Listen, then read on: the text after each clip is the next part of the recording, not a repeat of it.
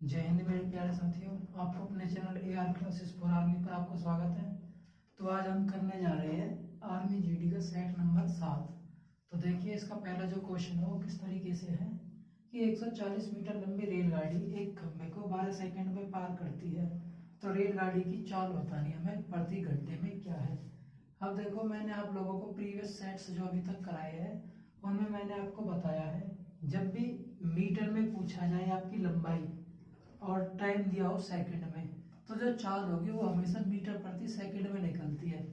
भाई हमारे पास इसमें पूछा है चाल, तो चाल का जो सूत्र होता है वो होता है दूरी बटे में समय। अब यहाँ से देखो, हमारे पास जो दूरी है वो मीटर में दे रखी है और समय दे रखा है सेकंड में, तो जो यूनिट निकल के आई वो क्या निकल के आई, मीटर प्रति सेकंड। लेकिन क्वेश्चन में पूछा है प्रति घंटे, मतलब किलोमीटर पर आवर क्या होगी। तो हमें पूछा कि इसमें किलोमीटर पर आवर, तो मैंने आप लोगों को यहाँ पर बताया था कि भाई हम 5/18 से कब करेंगे और 18/5 से कब करेंगे।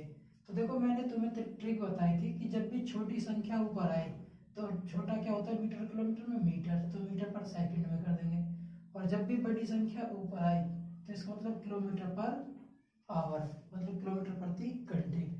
तो इस तरीके से तो हम सीधा सूत्र में वैल्यू रख देते हैं। पहले दूरी की वैल्यू 140 बटे में समय कितना दे रखा है 12, और गुणा में कर देंगे कितना, में किलोमीटर में निकालना है क्वेश्चन के अंदर ये रहा। तो इसके लिए हम क्या करते हैं 18/5, तो ये 18/5, तो 6 से कट गए 2 बार, 6 से कट गए 18 3 बार, और 5 से कट जाएगा भाई ये 2 से कट गए 70, और 5 से कट जाएगा ये 14 बार, फिर 14 तिया 42 किलोमीटर पर आवर। ये इस क्वेश्चन का क्या हो जाएगा भाई, करेक्ट आंसर। तो ये वाले कंसेप्ट से ये ध्यान रखना, यहाँ पर आके कंफ्यूज हो जाते हैं आप लोग। मीटर में हमेशा छोटी संख्या ऊपर आएगी, बड़ी नीचे, किलोमीटर में बड़ी ऊपर छोटी नीचे। तो इस तरीके से हम करते हुए चलेंगे। आइए स्टार्ट करते हैं नेक्स्ट क्वेश्चन। तो देखिए हमारे पास नेक्स्ट क्वेश्चन है कि वह छोटी से छोटी संख्या क्या होगी जिसे 6, 9, 12, 16 और 30 से भाग देने पर प्रत्येक दशा में क्या है भाई, 3 शेष बचते हैं। ठीक है, तो हमेशा ध्यान रखना जब भी छोटी से छोटी वर्ड आए, क्या लिखा हुआ मिले भाई, छोटी से छोटी। ठीक है, मतलब आप लोगों को पूछता है लीस्ट नंबर, इस तरीके से। तो हमेशा ध्यान रखना क्या निकलेगा वो संख्या का एलसीएम। और जब भी आप लोगों से पूछे बड़ी से बड़ी, ये की पॉइंट्स है, इनको आप याद रखना। ठीक है, लार्जेस्ट नंबर पूछे, ठीक है, यहाँ पर लिस्ट के मतलब हम स्मॉलेस्ट भी पूछ सकते हैं। तो लार्जेस्ट नंबर पूछे तो हमेशा ध्यान रखना उस संख्या का क्या निकलेगा, HCF, मतलब महत्तम समापवर्त है, और इसका लघुत्तम समापवर्त है। लघुत्तम निकलेगा छोटी से छोटी के लिए और HCF निकलेगा बड़ी से बड़ी संख्या के लिए। तो अब देखते हैं, इस क्वेश्चन में पूछा छोटी से छोटी, इसका मतलब क्या निकालना है, एलसीएम। संख्या है हमारे पास 6, 9, 12, 16 और 30। तो 6, 9, 12, 16 और 30 का, तो हम इन संख्याओं का क्या निकालते हुए एलसीएम निकालते हैं। तो निकालो एलसीएम, 2 से कट गया 6 3 बार पे, 9 सेम टू सेम, फिर ये 6 बार, ये 8 बार, ये 15 बार, फिर 2 से काट देंगे भाई इसको, 3 का 3, 9 का 9, ये 3 बार, ये 4 बार, ये 15 का सेम टू सेम, फिर हम 3 से काट लेते हैं, ये 3 एकम 3 3 9 3 4, ये 5 बार। ठीक है, तो इस तरीके से गुना कर लेते हैं, 2 दूनी 4 3 12 3 36, और ये 4 पंजे 20। तो 36 की और 20 की जब हम गुना करते हैं तो हमारे पास मिल जाएगा कितना भाई, 720। अब कह रहा है प्रत्येक दिशा में 3 शेष बचते हैं, तो इसमें लास्ट में जाके 3 और जोड़ देंगे हम, तो हमारे पास जो है आंसर आ जाएगा वो कितना आएगा भाई, हमारे पास 723 आंसर आ जाएगा। तो छोटी छोटी संख्या होगी जिसे हम 6, 9, 12, 16 और 30 से अगर हम भाग दे तो हर बार हमारे पास 3 शेष बचेगा। अब देखिए नेक्स्ट क्वेश्चन हम किस तरीके से करेंगे। तो देखिए नेक्स्ट क्वेश्चन हमारे पास दे रखा है x की 3 घटा 1/x की 3 बराबर 14। तो x घटा 1/x क्या होगा। तो देखिए मैं आपको कुछ बेसिक कंसेप्ट फॉर्मूले लिखवा देता हूँ, बेसिक कंसेप्ट फॉर्मूले, ये आप लोग कहीं पर भी नोटबुक में लिख लेना का। और जो ये फॉर्मूले में लिखवा रहा हूँ इनमें से 1 या 2 पेपर में पूछे जाते हैं फॉर्मूले, ध्यान रखना। तो हमारे पास जब भी इस तरीके का आए तो हमें ध्यान रखना एक आइडेंटिटी होंगी, यदि x - 1 बटे प्लस ले लेते हैं यहाँ पर, यदि x प्लस के 1/x बराबर, सपोज करो कोई k वैल्यू दे रखी है हमें और पूछे x स्क्वायर प्लस 1/x² की वैल्यू निकालो।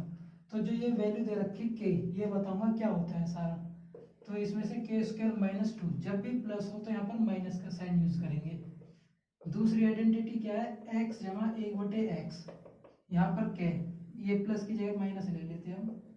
तो क्या होगा, x² प्लस 1/x² की जो वैल्यू है वो क्या हो जाएगी, k² प्लस में 2। जब माइनस साइन हो तो यहाँ पर +2 यूज करेंगे। ऐसी अगर हम बात करते हैं शक्ति 3 वाले केस में, तो x प्लस 1/x बराबर k है। तो क्या होगा, x³ प्लस 1/x³, यहाँ पर k³ -3k। तो ये ध्यान रखना, जब भी प्लस हो तो माइनस यूज करेंगे। और एक और लास्ट में जो हमारे पास x प्लस 1/x, ये माइनस है, बराबर k। तो यहाँ से x³ माइनस 1/x³ अगर पूछे तो फॉर्मूला बन जाएगा k³ प्लस में 3k। अब इनमें से आइडेंटिटी मैच करके देखो, भाई हमें क्या पूछा है, x³ घटा 1/x³, ये रहा हमारे पास। तो ये कब होता है, जब हमारे पास k की कुछ ना कुछ वैल्यू दी होगी यहाँ पर। अब हम बाय ऑप्शन देखते हैं, हमारे पास जो वैल्यूज दे रखी है वो दे रखी है आप लोगों को 2, 3, 4 और 5, ठीक है। तो हमने 2 ऑप्शन रखा है यहाँ पर, हमें वेरीफाई करना है x³ घटा 1/x³। यहाँ पर जब k का कुछ मान रखते हैं, k का मान कहाँ से रखेंगे, ऑप्शन से रखेंगे। तो देखना कि कब बराबर क्या आ जाए भाई, 14 आए। तो हमने शुरू में वैल्यू उठाई 2, भाई इस k की जगह पे मैंने 2 रखा। तो देखो ये वैल्यू मैंने इधर लिख दी k³ प्लस में 3k। माइनस के केस में प्लस आएगा, ये ध्यान रखना। अब k की वैल्यू मैंने यहाँ से 2 उठाई, तो 2 की पावर 3 और प्लस में 3 और k की जगह पे फिर 2 रख दिया। 2 का घन कितना होता है भाई, 8, प्लस में 2 3 6, 8 और 6 को जब मैं ऐड करता हूँ तो 14 मिलेगा मुझे। और क्वेश्चन में भी कितना दे रखा है, 14। इसका मतलब जब मैंने k की जगह पे ये 2 रखा है, ये क्या होगा हमारे पास, करेक्ट आंसर होगा, ठीक है। तो इस तरीके से हम जब भी ये x वाले क्वेश्चन आते हैं, मैंने आप लोगों को पहले भी बताया था, वैल्यू पुटिंग मेथड से हम इनको करेंगे, ठीक है भाई। तो आइए स्टार्ट करते हैं नेक्स्ट क्वेश्चन। देखिए नेक्स्ट क्वेश्चन हमारे स्क्रीन पर है, x² जमा के 2x घटा के p बराबर 0 के मूलों के वर्गों का योग है जो वो 10 दे रखा है। तो p का मान हमें बताना क्या होगा। तो देखो हमारे पास एक द्विघात समीकरण होती है, उसका जो जनरल रूप होता है वो क्या होता है, x² प्लस के ax प्लस में b बराबर क्या होता है भाई आप लोगों के पास, यहाँ पर हम a मान लेते हैं, ax² bx प्लस c। जो हमारे पास जनरल रूप होता है किसी भी द्विघात समीकरण का, वो क्या होता है, ax² plus bx plus c equal to किसके होता है भाई, 0 के। अगर हम इसके मूल निकालते हैं तो जो मूलों का योग होता है, मूलों का योग अल्फा प्लस बीटा, भाई द्विघात समीकरण जिसके 2 घात हो, जैसे इसमें शक्ति 2 है तो उसको हम बोलते हैं द्विघात समीकरण। तो हमेशा ध्यान रखना उसके 2 मूल होंगे, एक अल्फा और एक बीटा। तो ऐसे अगर हम योग निकालते हैं मतलब प्लस कर देते हैं, एक अल्फा का एक बीटा का, तो मूल है इसके 2, इनको अगर मैं जोड़ता हूँ तो क्या लिखूंगा इसको भाई, अल्फा प्लस बीटा। तो इसका जो फॉर्मूला होता है वो होता है -b/a। अब आप लोग घबरा रहे हो भाई ये b क्या है, तो b होता है हमारे पास जो x के आगे लिखा हुआ है, x² की नहीं कह रहा मैं, खाली x की बात कर रहा हूँ। तो x के सामने क्या है b, तो x के सामने यहाँ पर क्या है 2। तो यहाँ पर मैं लिखूंगा भाई घटा का तो निशान सूत्र में ही है, और इसके आगे आ जाएगा 2 और बटे में a क्या है, x² के आगे जो लिखा है यहाँ पर कुछ नहीं, इसका मतलब क्या होगी वैल्यू 1, तो ये बटे में 1, 2/1 को हम क्या लिख सकते हैं, घटा 2। ऐसे ही इसका मूलों का गुणनफल, इसका जो सूत्र होता, ये मूल मैंने गुना कर दिए, अल्फा बीटा गुना हो गए, इसका सूत्र होता है c/a। अब c क्या है, जो जिसके साथ ना x है कुछ भी नहीं है, तो कांस्टेंट नंबर, इसकी वैल्यू क्या है हमारे पास, -p, ये -p रख दिया। भाई ये तो प्लस था यहाँ पर सूत्र में, लेकिन इसमें माइनस दे रखा था इसलिए हम माइनस यूज करेंगे। अपन में a की वैल्यू क्या है 1, तो p को 1 से भाग देंगे तो घटा के p। अब क्वेश्चन में कह रहा है मूलों के वर्गों का योग है, जो मूलों का वर्ग हम करते हैं, एक अल्फा है और एक बीटा, इनका वर्ग कर दिया, इनका फिर क्या कर रखा है इसमें योग, तो ये कर दिया मैंने योग, बराबर कितना दे रखा है भाई 10। अब कह रहा है पी का मान निकालो। यहाँ तक तो ये क्वेश्चन था बेसिक, ये अल्फा प्लस बीटा की हमने वैल्यू निकाल ली। अब देखो यहाँ पर हम एक सूत्र यूज करते हैं अल्फा प्लस बीटा। ये हम अल्फा प्लस बीटा को भूल जाते हैं थोड़ी देर के लिए, हम यूज करते हैं एक्स प्लस वाई के होल स्क्वायर का सूत्र। तो क्वेश्चन में क्या होता है हमारे पास, X square Y square plus में 2xy, भाई यही तो सूत्र होता है हमारे सामने। तो यही हम यहाँ पर रखते हैं, बस इस x की जगह पे क्या कर दिया इसने, अल्फा रख दिया, इस y की जगह पे क्या रख दिया भाई, बीटा रख दिया। तो बस यही हमें ये याद रखना है यहाँ पर। तो अल्फा प्लस बीटा का जो होल स्क्वायर का जो सूत्र बनेगा वो क्या बनेगा, alpha square beta square plus 2 alpha beta, ये सूत्र होता है हमारे सामने। अब देखो अल्फा प्लस बीटा, ये वैल्यू हमारे पास ये रही, अल्फा प्लस बीटा कितनी वैल्यू गई, -2, तो ये -2 का स्क्वायर लिख दिया मैंने बराबर alpha square plus beta square, ये वैल्यू देखो सेम टू सेम दे रखी हुई हमें। ये इस दोनों की जगह पे मैं क्या लिख सकता हूँ 10, भाई ये वैल्यू हमें यहाँ पर दे रखी है, प्लस में 2 अल्फा बीटा, दो तो ये है ये भाई, ये दो ये लिख दिया मैंने, अल्फा बीटा ये रहा मेरे पास, इसकी वैल्यू कितनी है -p, तो ये -p रख दिया। अब मैं इनकी गुणा यहाँ पर करता हूँ, तो देखो -2 का स्क्वायर करेंगे तो कितना बन जाएगा, +4, ये 10 है, ये 2 की घटा p से गुणा करूंगा तो घटा के 2p, ये घटा के 2p में इधर ले आया तो जमा के 2p बन गया, ये 4 इधर घटेंगे तो 10 में से 4 जाएंगे तो 6, तो p का मान कितना हो जाएगा 6/2, 2 से 6 कट गया 3 बार में, तो हमारे पास आंसर आ जाएगा p का मान कितना भाई 3। तो इस तरीके से हम बेसिक कंसेप्ट है जो उससे हम क्वेश्चंस को करेंगे। तो आइए स्टार्ट करते हैं नेक्स्ट क्वेश्चन। तो देखिए हमारे सामने स्क्रीन पर क्वेश्चन है कि एक नियमित बहुभुज के अंतःकोणों का जो योग दे रखा है वो दे रखा है 1440। तो पूछा भुजाओं की संख्या क्या है। तो देखो मैंने जो पार्ट नंबर 5 था उसमें आप लोगों को सूत्र लिखवाए थे कि भाई जब भी हमें बहुभुज के अंतःकोणों का योग दिया हो तो किस तरीके से फॉर्मूला यूज करना है, ठीक है, दो भुजाओं के बीच कौन निकालना है तो कौन सा फॉर्मूला यूज करना है। तो मैंने वहां पर आप लोगों को सूत्र लिखवाया था भाई जब भी अंतःकोणों का योग दिया हो तो हम सूत्र यूज करते हैं n-2 गुना के 180 बराबर होता है किसके भाई, योग के। अब यहाँ पर हमने देखो n जो होती है वो भुजाओं की संख्या होती है, भुजा की संख्या तो हमें दे नहीं रखी थी, निकालनी थी, हम n ही रहने देंगे, -2 गुना के 180 बराबर योग हमें इस क्वेश्चन में कितना दे रखा है 1440, तो ये हमने 1440, एक जीरो से ये एक जीरो, 18 से कट गया भाई ये 8 बार 144, तो n-2 बराबर बच गया 8, तो n बराबर क्या हो जाएगा, घटा के तो इधर जाएंगे तो जमा के, तो 8 जमा 2 बराबर कितना बन जाएगा 10। तो जो ये बहुभुज होगा पॉलीगन होगा इसकी भुजा कितनी होंगी, टोटल 10 होंगी, ठीक है भाई। तो इस तरीके से हम क्वेश्चन करेंगे। देखिए नेक्स्ट क्वेश्चन किस तरीके से करेंगे। देखिए हमारे पास क्वेश्चन है 0.9 का वर्गमूल क्या है। तो जल्दबाजी में बच्चे क्या कर जाते हैं, इस पॉइंट को भूल जाते हैं, 9 का मान रख देते हैं 3, भाई 3 का स्क्वायर क्या होता है 9, तो 9 कितने का वर्गमूल हुआ 3 का। तो बच्चे जल्दबाजी में क्या कर जाते हैं 3 देखकर एक पॉइंट लगा जाते हैं। आप लोगों को मैंने बता रखा है, मैंने ट्रिक फॉर फास्ट कैलकुलेशन इसकी एक मैंने प्लेलिस्ट बनाई हुई है YouTube पर, तो वहां पर भी आप देख सकते हो, मैंने वहां पर बिल्कुल इजी कंसेप्ट से बता रखा है कि वहां पर जब भी पेयर बनता है तब हम पॉइंट लिखते हैं। तो यहाँ पर तो देखो पेयर तो है नहीं, इसमें एक ही अंक है, तो पेयर कहाँ बन जाएगा, स्क्वायर में हमेशा क्या डबल का पेयर लिया जाता है, तो इसमें तो डबल संख्या है नहीं, पॉइंट के बाद सिंगल संख्या है, तो इसको हम क्या है वर्गमूल मेथड से हम करते हैं, तो 9 हम ले लेते हैं, ठीक है भाई। तो हमारे पास संख्या क्या लेते हैं भाई, हम ऐसी संख्या लेते हैं कि जिससे ये पूरा पूरा क्या है कट जाए। तो हमें शुरू में क्या दे रखा है 0.9 है, अब 0 से तो ये जाएगा नहीं, तो हम क्या करते हैं अपनी तरफ से इसमें और 0 मान लेते हैं, ठीक है। तो अब देखो किस तरीके से करेंगे, हम ऐसी संख्या लिखेंगे जो इसके क्या ज्यादा जाए कम नहीं जाए, ठीक है भाई। तो ये आ गया हमारे पास कितना भाई, ये जोड़ा बना लिया हमने 2 का, ये जाएगा 9 बार, 9 नाम कितना हो गया भाई 81, और ये पॉइंट लग जाएगा शुरू में, तो ये बच गया भाई 9, 9 का दोगुना कितना है भाई, 9 से हमने गुना करिए तो ये 18 बन गया, ये 0।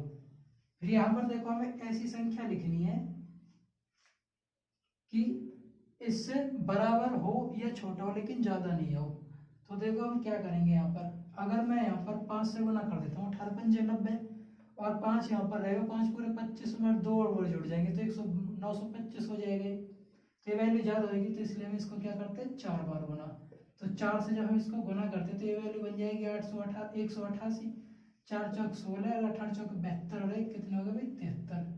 ये हम जोड़ते हैं 4, 9 में 3 गए 6 और ये बच गया आप लोगों के सामने 1। ठीक है भाई। तो अब देखो हमें आगे संख्या क्या, हमने एक पेयर और ले लेते हैं। अब यहाँ पर ऐसी संख्या रखनी है कि इससे ज्यादा नहीं जाए, तो हम क्या कर लेते हैं, वो 8 ले लेते हैं। ठीक भाई। तो इसमें इस तरीके से आपको एक ऑप्शन दे रखा है 0.948 और ये इस क्वेश्चन का क्या हो जाएगा भाई, आंसर हो जाएगा। तो ध्यान रखना 0.9 का जल्दबाजी में 0.3 मत भर देना या फिर 0.03 भी मत भर देना, ये गलत हो जाएगा। इसका जो राइट आंसर होगा वो क्या होगा 0.948। देखिए नेक्स्ट क्वेश्चन स्टार्ट करते हैं। देखिए हमें नेक्स्ट क्वेश्चन दे रखा है कि 5% वार्षिक दर से कितने समय में कोई धन दुगना हो जाएगा। तो देखो इस टाइप के क्वेश्चंस की मैंने आप लोगों को ट्रिक बताई थी कि जब भी दुगना या तिगना आ जाए और हमें जो क्वांटिटी दे रखी है उसको तो हम ले देते भाई पहले नीचे, जितना गुना होता है उसमें से एक कम कर देते। ये दुगना दे रखा हमें तो एक कम कर देंगे तो एक बचे और गुना कर देते 100। तो 5 से 100 कट गया 20,000 पे, तो आंसर आ जाएगा हमारे पास 20% वार्षिक। नेक्स्ट क्वेश्चन देखिए हमें दे रखा है कि एक साइकिल 360 रुपए में अगर बेचते हैं, ये हमें विक्रय मूल्य दे रखा है, तो लाभ हानि होती है 10% की, हानि हो रही है भाई कितनी हुई हमें 10%। अब अगर साइकिल को कितने में बेचे कि हमें 10% का क्या हो भाई लाभ हो, क्या हो गई 10% का लाभ। तो मैंने देखो प्लेलिस्ट बना रखी है लाभ और हानि की, लाभ हानि की मैंने भाई क्या बना रखी है प्लेलिस्ट। तो वहां पर मैंने कंप्लीट बिल्कुल ही ट्रिक और कंसेप्ट से बताया है, तो वहां पर भी आप जाकर देख सकते हैं लाभ और हानि के पूरी वीडियोस। ठीक है। तो वहां पर मैंने एक एक टाइप करके हर एक टाइप के 3-3, 4-4 क्वेश्चन से बिल्कुल समझाया हुआ है, तो वहां पर आपको देखना है। तो मैंने वहां पर प्रतिशत मेथड से करवाया हुआ है। तो ध्यान रखना जब भी विक्रिय होता है वो हमेशा लाभ या हानि 100 में से माइनस या प्लस होके आती है वैल्यू। तो विक्रय मूल्य हमेशा क्या होता है जब हम बेच देते चाहे लाभ पर बेचे या हानि पर। तो यहाँ पर हमें हानि दे रखी स्टार्टिंग में कंडीशन है जो, तो 10% हानि, हानि हमेशा 100 में से घटती, तो 100 में से 10 गए तो कितने बचेंगे ये 90। और इस 90% की वैल्यू हमें क्वेश्चन में दी हुई है कितनी 360। ये हम विक्रय मूल्य के लिए करते हैं इस तरीके से। तो एक की वैल्यू कितनी होगी 360/90। अब पूछा लाभ अगर 10% कमाना चाहे तो लाभ 100 में हमेशा जुड़ता है, तो 100 में 10 जोड़ देंगे तो 110 की वैल्यू क्या हो जाएगी ज्यादा, तो ज्यादा के लिए हम क्या कर देते हैं भाई गुना। अब काट दो 1 0 से 1 0, 9 चौक 36, 11 चौक 44 और ये 0, तो आंसर आ जाएगा हमारे पास कितना 440 रुपए। तो इस तरीके से मैंने आपको बताया विदाउट फॉर्मूला हम इस तरीके से करते हैं सारे के सारे क्वेश्चन लाभ और हानि के। ठीक है भाई, ध्यान रखना परसेंटेज मेथड से। आइए स्टार्ट करते हैं नेक्स्ट क्वेश्चन। तो देखिए हमारे सामने स्क्रीन पर क्वेश्चन है 3 पुरुष या 6 स्त्रियां एक काम को 112 दिन में करते हैं, तो उसी काम को 12 पुरुष और 8 स्त्रियां कितने दिन में पूरा करेंगे।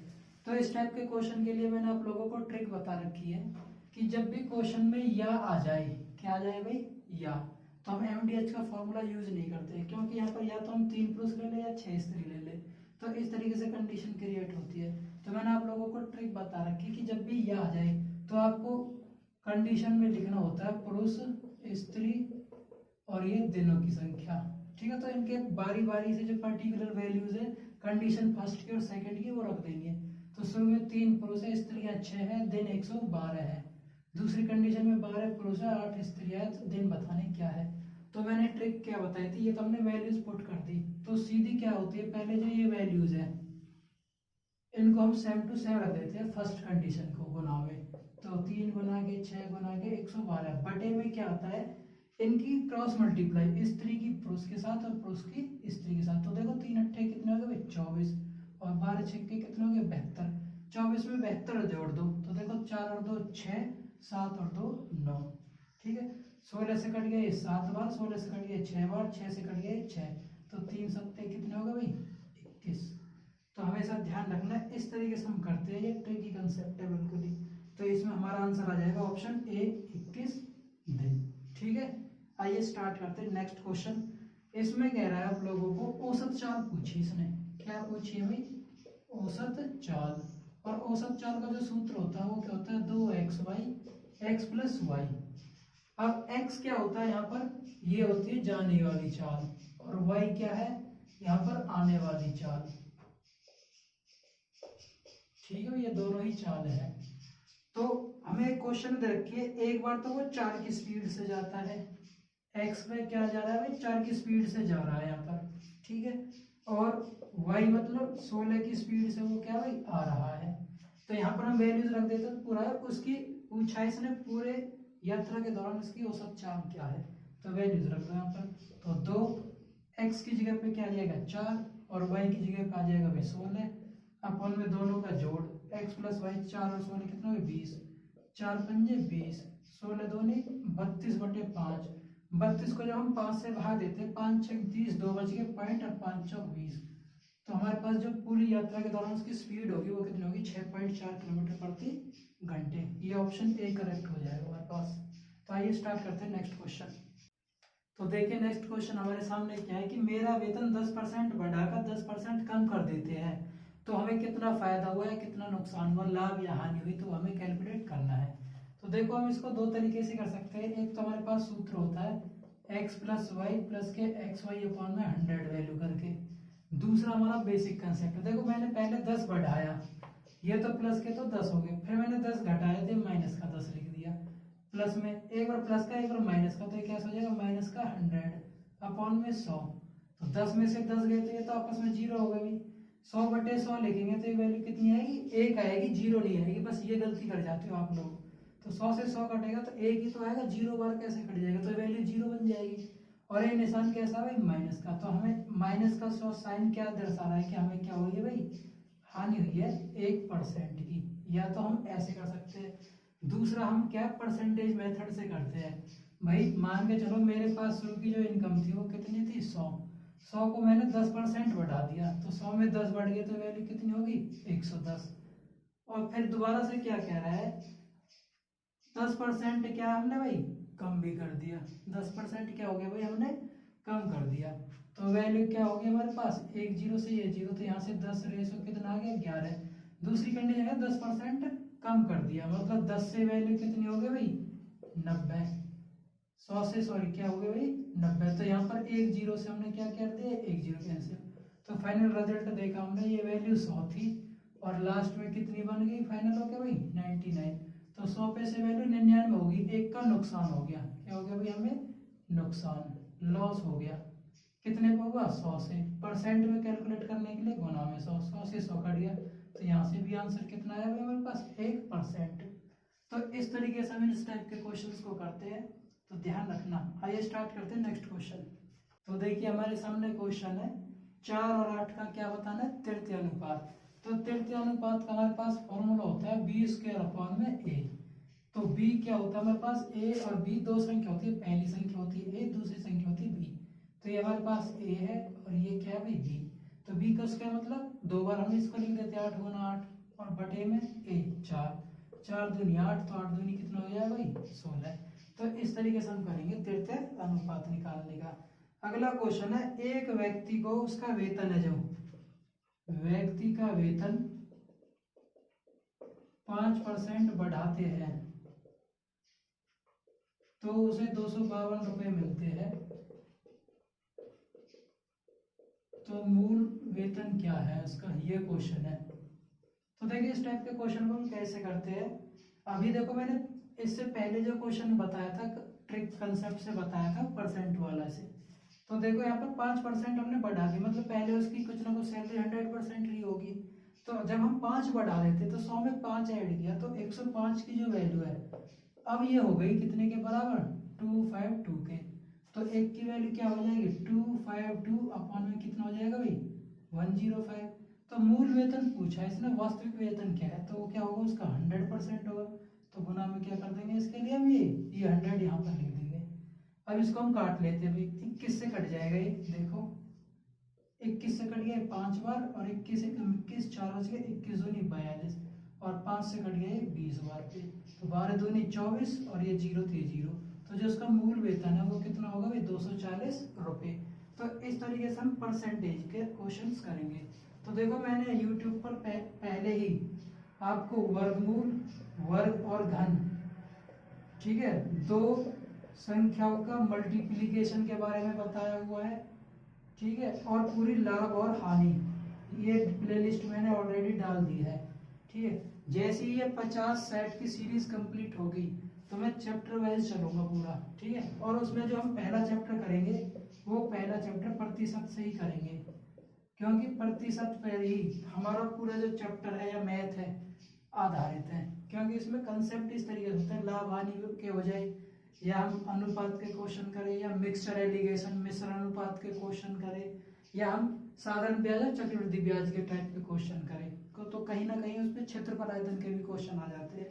तो प्रतिशत मेन रीढ़ की हड्डी है, तो ये करना बहुत जरूरी है। ये अगर आप लोगों ने कर लिया 50 to 60% आपका मैथ कंप्लीट हो जाएगा। तो हम इसलिए पहला स्टार्ट वहीं पर करेंगे, बस ये किसी तरीके से 50 सेट कंप्लीट हो जाए, ठीक है। उसके बाद हम प्रतिशत से ही स्टार्ट करेंगे। तो देखते हैं नेक्स्ट क्वेश्चन। तो देखो हमारे सामने नेक्स्ट क्वेश्चन है, समीकरण 2x² घटा के 3x घटा 12 बराबर 0 के मूल अल्फा बीटा है, तो हमें अल्फा प्लस बीटा की वैल्यू कैलकुलेट करनी है। तो देखो मैंने आप लोगों को दूसरा या तीसरा क्वेश्चन था, मैंने वहां पर आप लोगों को बताया था कि अल्फा बीटा जो हम किस तरीके से मानते हैं। तो एक बार मैं दोबारा से बता देता हूँ। हमारे पास जो जनरल फॉर्म होती है वो ax² bx प्लस c बराबर 0। तो जो अल्फा प्लस बीटा का जो मान होता है मूलों का योग, वो लिखते हैं हम घटा के b बटे a, और गुणनफल जो लिखते हैं अल्फा बीटा वो लिखते हैं c बटे a। a क्या होता है, एक्स स्क्वायर के आगे की जो संख्या लिखी होती है, x क्या होता है जो b के साथ b क्या होता है जो x के आगे लिखी होती है, और c क्या है हमारे पास कांस्टेंट टर्म है। तो हमें अल्फा प्लस बीटा पूछा है, तो सूत्र कौन सा यूज होगा, घटा के b बटे a। अब यहाँ पर ये वैल्यू a की है, ये वैल्यू b की है, और ये वैल्यू c की है।